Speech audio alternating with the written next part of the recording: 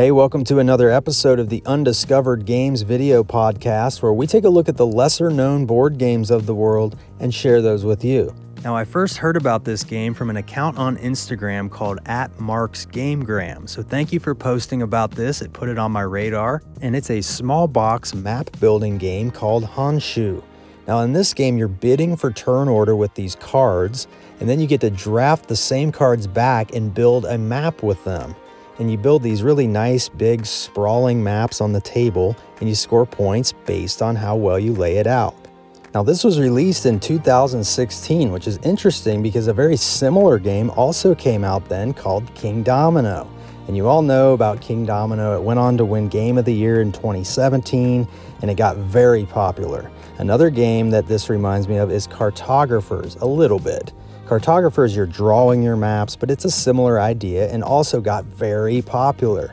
HONSHU, as far as I can tell, is still sort of an undiscovered game. Not a lot of people know about this, which is why I'm featuring it here. This is not meant to be a comparison of any sorts.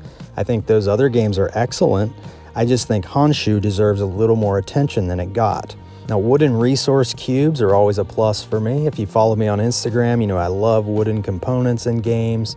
But what I really love about HONSHU is it feels good to play. It's low complexity, but offers a wide variety of creative decisions.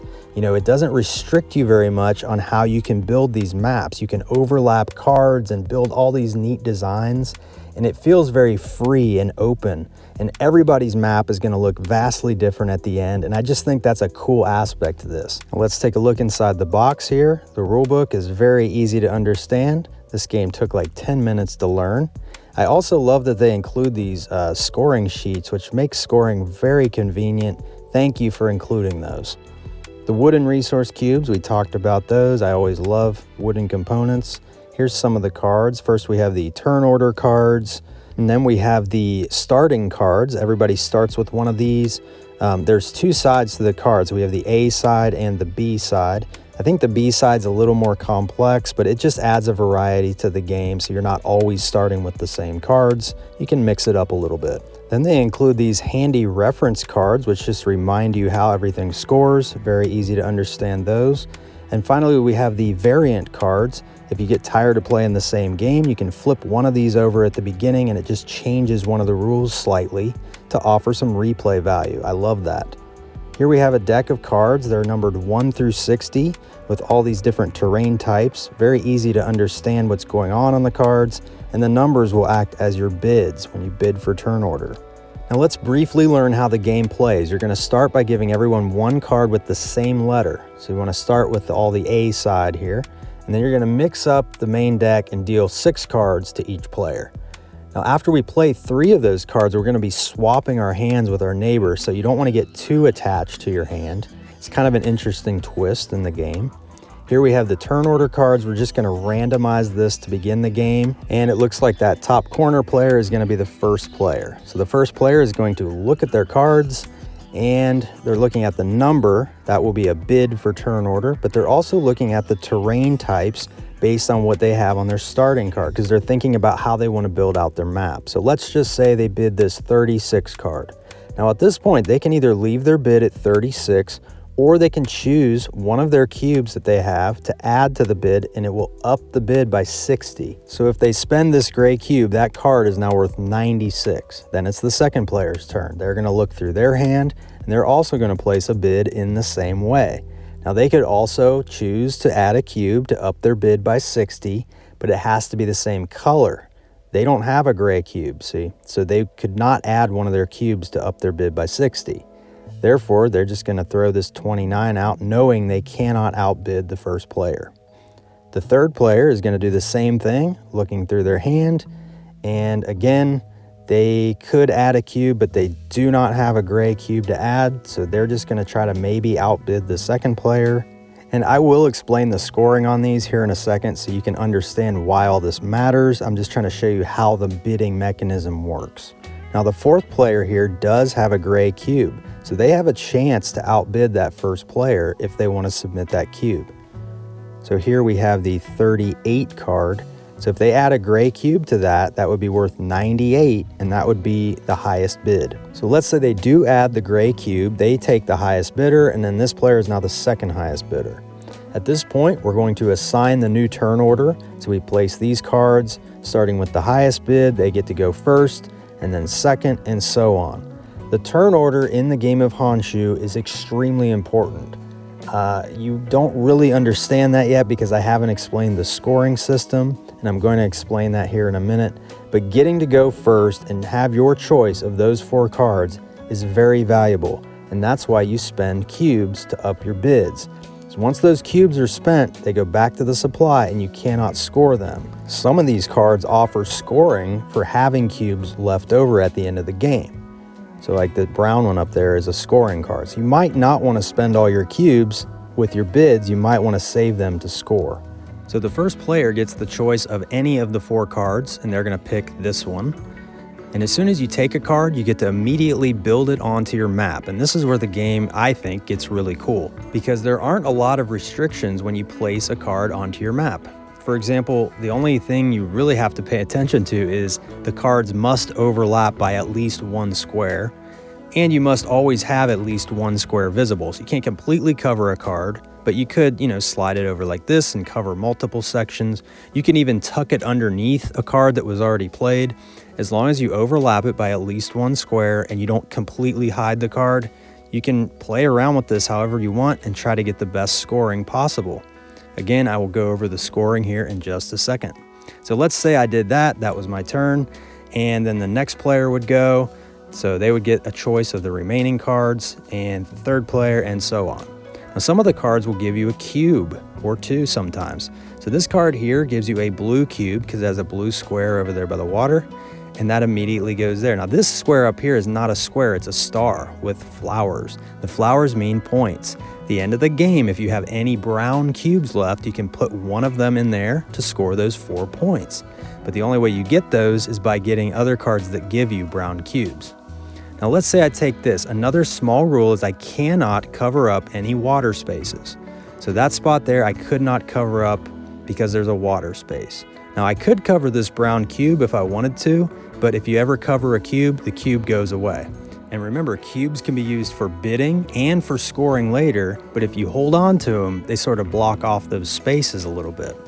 Now this is the scoring example. This says forests are worth 2 points each, so every forest you see out there is just going to be 2 points. So we got 2, 4, 6, this would be 8 points. Then here we have every cluster of houses is 1 point per square, but it's only your largest cluster. So this here would be my largest cluster of houses linked together. Each one of those would score 1 point each, but these over here would not score and that would not score because they're not linked to the largest cluster. Next, we're going to look at cubes in the factories. So you get to move your leftover cubes to those scoring spots that I was just showing you a minute ago. So like there, I could put a yellow cube, which I have one left over, and I put that over there to score those 3 points. And then I can take my blue cubes up there, and I have a couple blue scoring spots down here. So I could take a blue cube from over here and move it down here to score those 4 points. And then my other blue cube could come down here to score 3 more points. Now I do have some leftover brown spaces there with points on them. Those will not score because I don't have any brown cubes left over. Now the only thing left to score are the water regions, and the way these work is you ignore the first space and then everyone linked to it gets 3 points. So like if you have a big cluster here, you ignore this first spot, and then every other water space that's tied into that same cluster gets 3 points. And then you just repeat that for each separate cluster. And I forgot to mention too, the yellow spaces are deserts. Those don't score any points, but they do break ties at the end of the game. So if you're tied with someone, it's whoever has the most deserts. That will be the tiebreaker. Now here I'm just exploring all these different possibilities on how we can arrange our cards. Again, it's very wide open in how we do this. Now I might want to link a bunch of houses together here, and I might want to try to link these lake pieces together over here. And I just really love how the game lets you explore and experiment with all these different possibilities of card arrangements and placements. So the game feels very open-ended in that regard.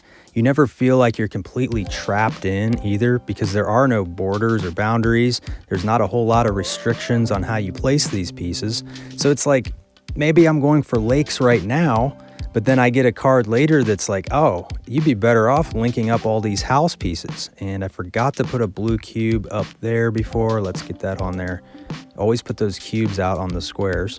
But anyway, you always feel like you can work yourself out of a bind. I mean, even if you can't, you feel like you can. You know, you feel like there's a workaround to whatever situation you're in. And I think that's neat, because some games, you know, if you don't get the piece you need right now to put in, then it's like you're done. You know, you're out of luck. You know that too. Whereas this game, it's like, oh, I still have a chance. No matter what happens, I always have a chance to, you know, adapt my strategy or build differently.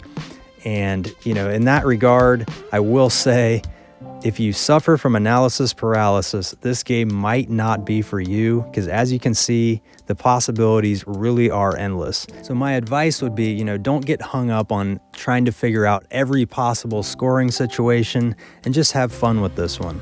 Now, the finished product maps are awesome in this. I love seeing everybody's maps because they look so different from each other. This is a 3-player game between my wife and my daughter and me. And as you can see, all the maps look vastly different. Yet whenever we play this, our scores are usually pretty close. I mean, I'm talking within 10 to 15 points usually from the winner to the loser.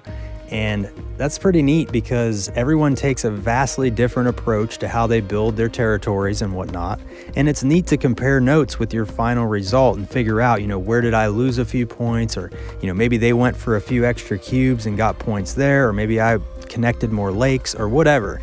Just ways to get better at the game. I'm going to remind you what's in this box. We have a deck of cards, a score sheet, and some cubes. And I say that because it's a tiny, tiny game physically. Yet it produces such an interesting, you know, decision space to explore. Now, I'm going to argue this game could be even smaller. I mean, you stack the cubes and the score sheet on top of the cards. I would say the box could be even smaller than it is. Now, I get it. You want to have a pretty product and you don't want to be too small with that. So I'm not suggesting the box is too big. I'm just saying it's a testament to how good the game is, because it's so tiny, yet when you put it out on the table, it just looks really cool. You know, it sprawls out and expands across the table. And it's like, how can all this game fit in such a small box? Not only that, this game keeps me thinking about it. When I'm done playing it, I immediately want to jump back in and try it again, because it's so easy to just shuffle up the deck and deal them out again and start over. You know, it's only a 30-minute game or so. So I like that the game stays on my mind. That doesn't always happen with these types of territory building games. I usually have to be kind of in the mood to play a game like King Domino or Cartographers, but for whatever reason, Honshū keeps me coming back for more and wanting to play more and more. So as it stands right now, I rate this game an 8 out of 10, and that's a solid 8, because this is a small box card game basically, but it packs quite a punch. There's some really fun decisions there, and I love exploring new things in this game, especially because they put those variant cards in there, so you can always mix up the game a little bit if you want to. So yeah, Honshū, check it out. And as always, thank you so much for joining us on the Undiscovered Games video podcast. We really appreciate you watching and listening from wherever you are in the world. If you want to help the channel, you can click subscribe and share this video with your friends. There's also a donate link in the description if you wish to support us. Any proceeds go toward making more videos like this and just better quality content in the future. We really have a passion for finding these undiscovered games and sharing them with you. Also, we have an Instagram page. If you're not familiar with that, go give us a follow on the IG. We are at undiscovered_games. We post a lot of cool pictures and written reviews over there as well. So thanks again for watching, and we will see you on the next one.